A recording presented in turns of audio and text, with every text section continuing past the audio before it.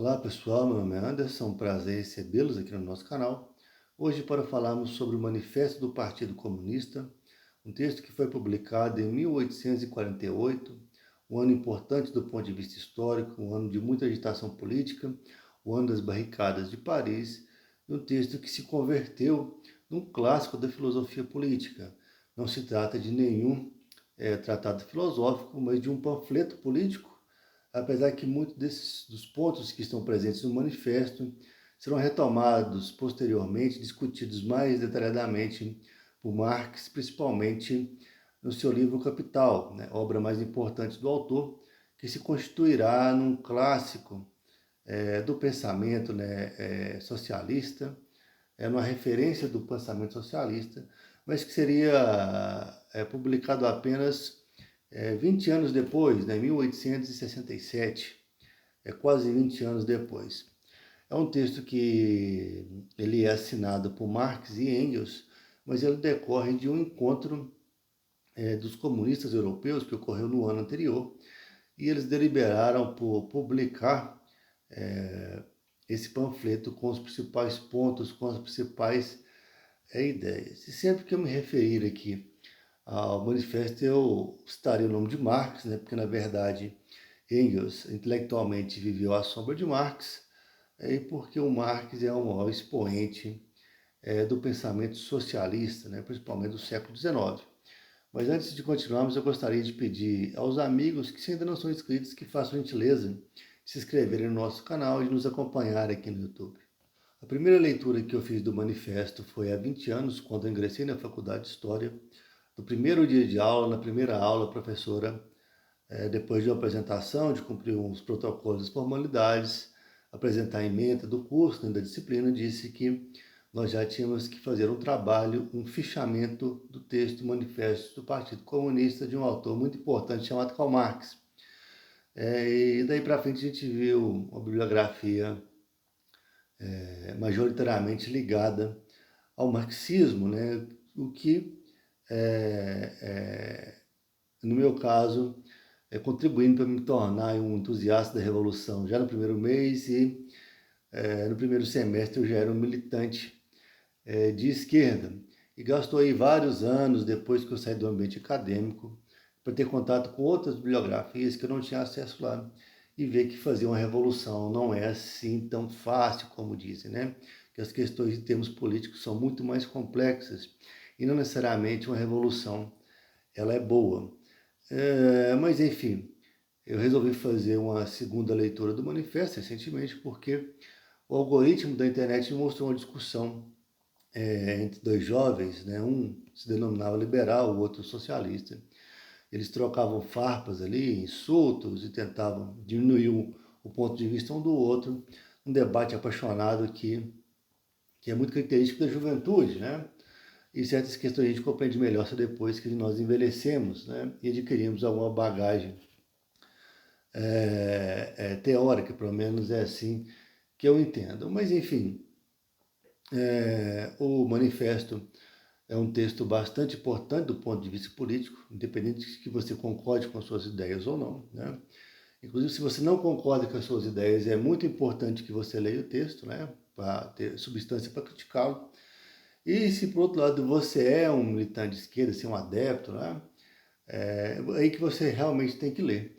Mas, curiosamente, nós encontramos aí defensores de pontos de vista progressistas que se querem ler a bibliografia de esquerda. Mas, enfim, o texto foi publicado, como nós dissemos, em 1848. Na época, o jovem Marx já havia publicado textos importantes, tá? E vários pontos do manifesto serão retomados aí depois, posteriormente, no Capital, principalmente questões ligadas, né, à questão da acumulação primitiva, da formação da classe burguesa, do valor e trabalho, da questão do proletariado e principalmente da luta de classes como motor da história.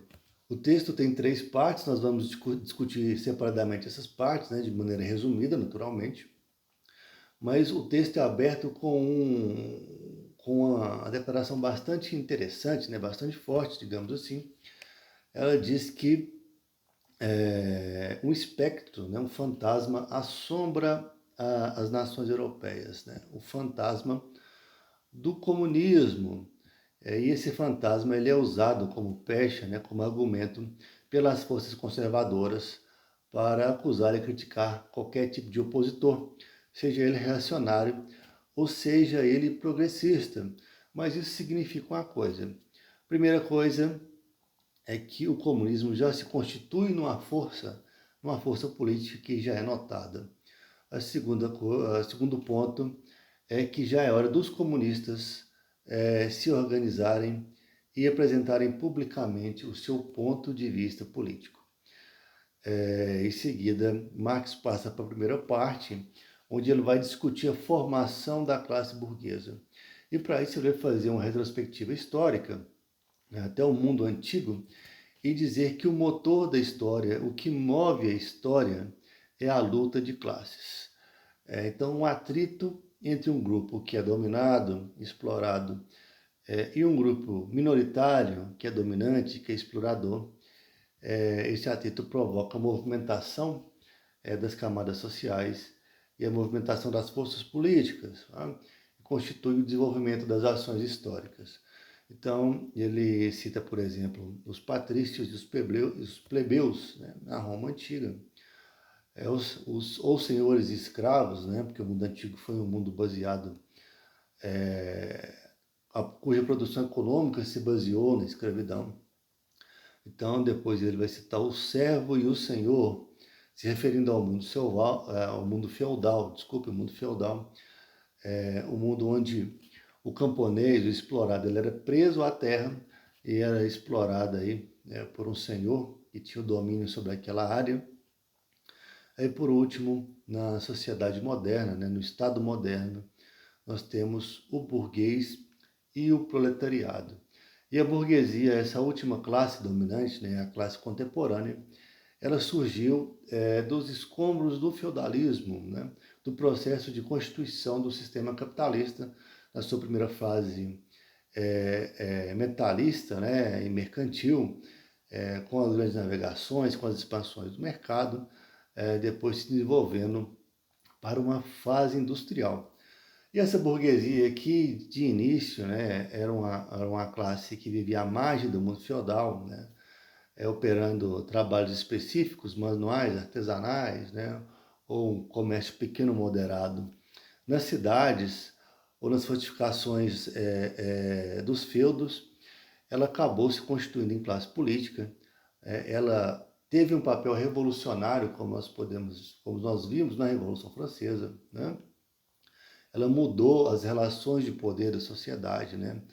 Ela enfraqueceu o poder monárquico. E dessas circunstâncias, Marx coloca o argumento que o Estado é o comitê político da classe dominante.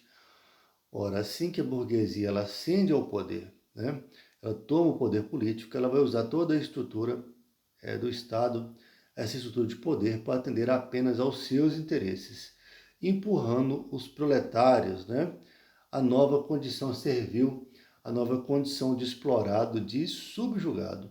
E Marx ainda acusa a burguesia de ter inovado na medida que ela dispensa o filtro da cultura e da religião nesse processo de exploração, como era feito nas culturas anteriores, né, no feudalismo e no escravismo, para fazer uma exploração escancarada, né? A burguesia ela realiza o processo de completa mercantilização das relações humanas. Então, destrói todos os laços e todos os vínculos de solidariedade que eram bastante comuns entre as famílias, entre os grupos de artesãos, né? Que existiam no período anterior do feudalismo.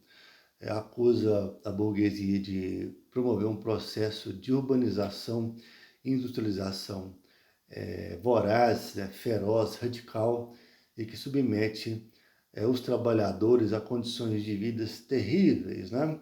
E desse processo de formação da burguesia, né, da burguesia industrial, a grande burguesia fabril, que produz em larga escala, que acumula patrimônio e capital, e também da formação desse grupo de proletários, né, de pobres miseráveis que não têm mais nada a não ser vender a sua força de trabalho, né, a se venderem como mercadoria. Marx acredita que desse processo resultará a própria queda da burguesia, inclusive o desaparecimento do pequeno burguês, que ele admite a sua existência, mas de maneira residual à grande burguesia, né? E que o processo de concentração de capital, de propriedade e patrimônio, naturalmente, ela destruirá esse pequeno burguês ou simplesmente substituirá por uma espécie de capataz ou servo ou agente a serviço da própria burguesia. Marx afirma que esse processo de exploração realizado pela burguesia está erigindo os seus próprios coveiros, né? Que são os proletários que, inspirados no próprio exemplo revolucionário que a burguesia demonstrou tempos antes, né? Décadas antes, né? Quando removeu os reis do poder, baseado nesse exemplo, os proletariados enterrarão os burgueses. A segunda parte do manifesto discorre sobre qual seria o papel do proletariado. Primeiramente, seria se organizar enquanto classe política e, segundo, assumir o poder político através da derrubada da burguesia. Essa derrubada não seria através de meios pacíficos, seria através de meios violentos, porque, naturalmente, a burguesia não cederia voluntariamente o poder, para passar por alguma reforma e poder perder o seu próprio poder. E assim que o poder fosse tomado à força, né, de forma violenta, pelo proletariado, ele deveria cumprir sua missão principal, que era extinguir qualquer tipo de propriedade privada. Até porque o salário que os proletários recebiam era suficiente apenas para a sua subsistência. Não sobrava nada para qualquer tipo de acúmulo ou aquisição de bem supérfluo. E também nesse sentido, os proletários deveriam destruir qualquer resquício da sociedade burguesa, inclusive a família. No modelo da época, ensejava, né, o acúmulo de capital. Então, esse modelo ele deveria ser extinto. Na terceira parte, ou parte final do manifesto, Marx faz uma crítica aos pensadores socialistas que divergem dos seus métodos para alcançar o fim da propriedade privada, né? Os chamados socialistas utópicos, conservadores ou socialistas burgueses, que na prática eram aqueles que buscavam métodos não violentos, né, ou paulatinos, para a extinção da sociedade capitalista, da sociedade burguesa. E ele colocava nesse balaio aí pensadores como Owen, Saint-Simon, e aqueles que eram considerados filantropos, protetores dos animais, aqueles que praticavam caridade, e todo aquele indivíduo que queria melhorar as condições dos trabalhadores, e não necessariamente e imediatamente, né, destruir a classe burguesa e implantar uma sociedade sem classes, né, uma sociedade comunitária, uma sociedade marcada pelo fim da propriedade privada. E dessa forma, Marx encerra o texto dizendo que os objetivos do proletariado só podem ser alcançados de forma violenta e que os proletários não têm nada a perder a não ser os seus grilhões, as suas cadeias, e que as classes dominantes europeias deveriam tremer frente à Revolução Comunista, né? E a última frase é aquela frase emblemática, né? Trabalhadores do mundo, univos. Bem, encerrado o resumo do manifesto, nós podemos fazer algumas pontuações. A primeira é que em tempos de polarização política, realmente é muito complicado discutir questões ideológicas, né? E certos autores, e Marx é um deles, porque sempre que nós citamos Marx e suas obras, as pessoas reagem com o fígado, né?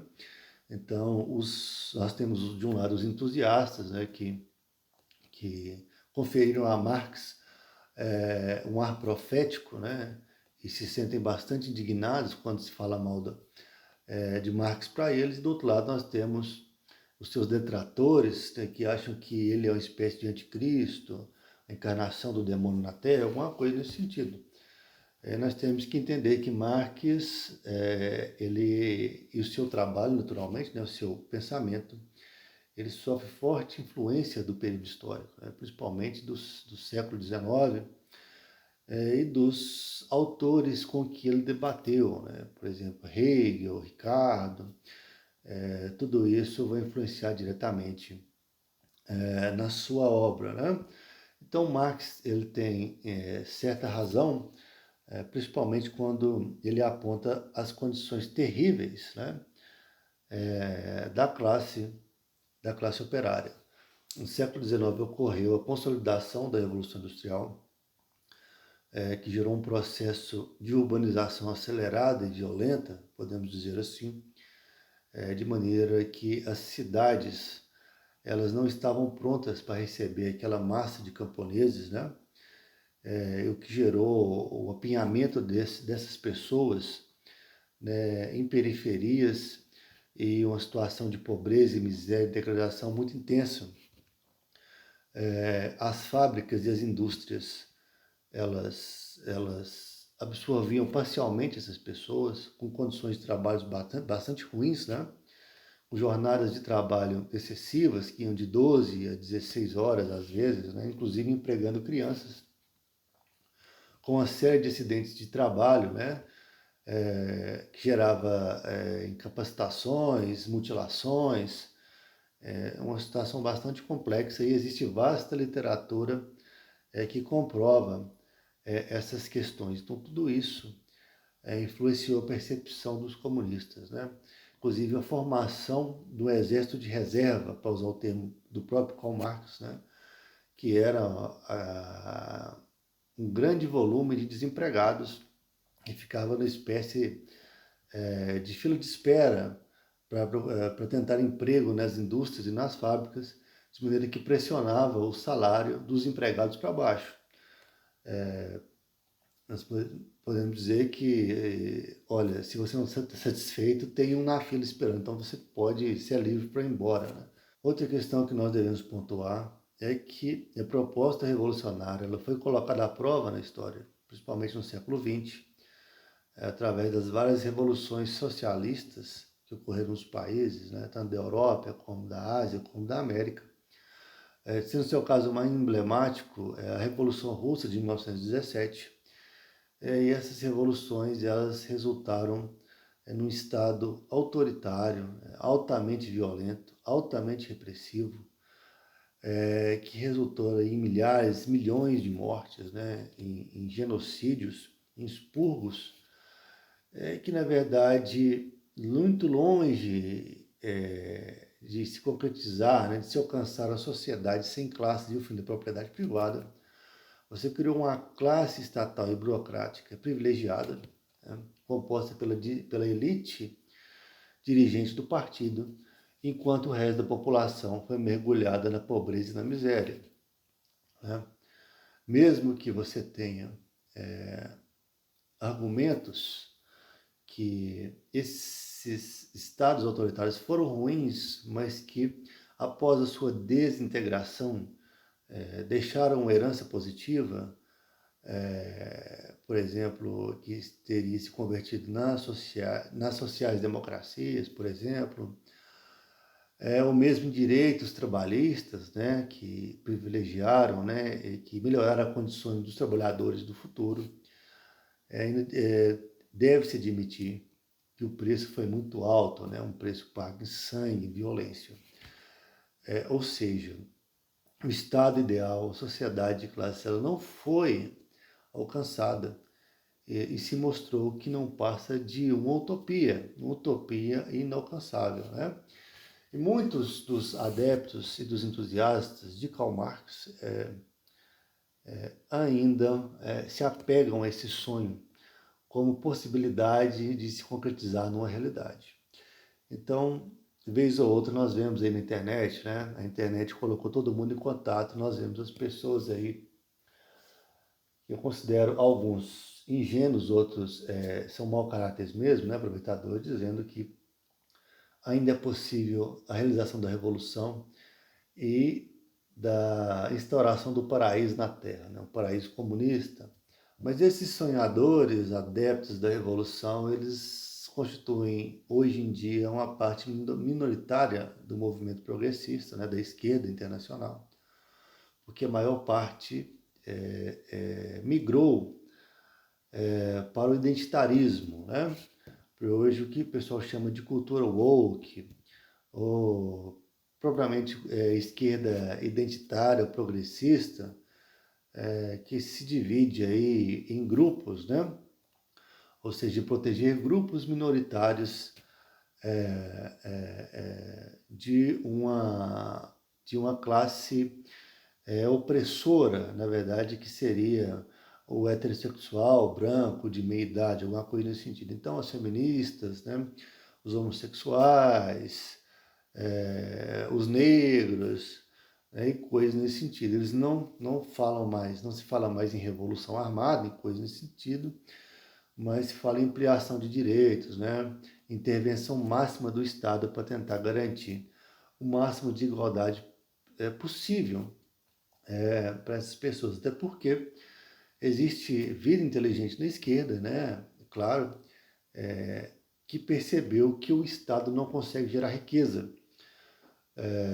Então, que os Estados socialistas, eles ruíram, né, economicamente, porque não sabiam fazer economia, até porque o socialismo não é uma teoria econômica, é uma teoria política.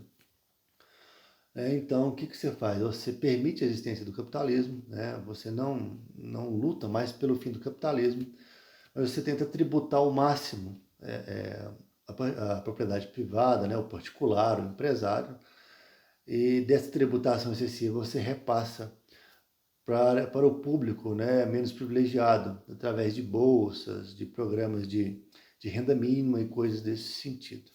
Mas, enfim, nós encerramos dizendo que o manifesto é um documento histórico importante, é o panfleto político mais importante, eu acho, da teoria política, né, moderna.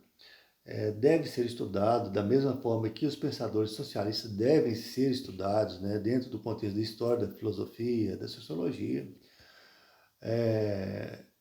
Mas nós temos que dizer também que o comunismo é uma ideologia, é uma teoria de fé, um otimismo filosófico, né? Para usar o termo aí conservador de pensadores como Roger Scruton, por exemplo. Né? E deve ser tratado dessa forma, porque historicamente já foi posto à prova. E essa tentativa de criar um estado de igualdade desagou em muita violência, né? Muita carnificina. E se os colegas permaneceram até aqui, nós agradecemos muito pela atenção, esperamos que tenham gostado. É apenas um resumo, é claro que esse é material para discussão de horas e horas, mas nosso tempo no YouTube aqui é um tempo mais limitado. E se chegou até aqui, e se tiver gostado, não deixe de deixar o like, se inscrever no nosso canal. Um abraço e até o próximo vídeo.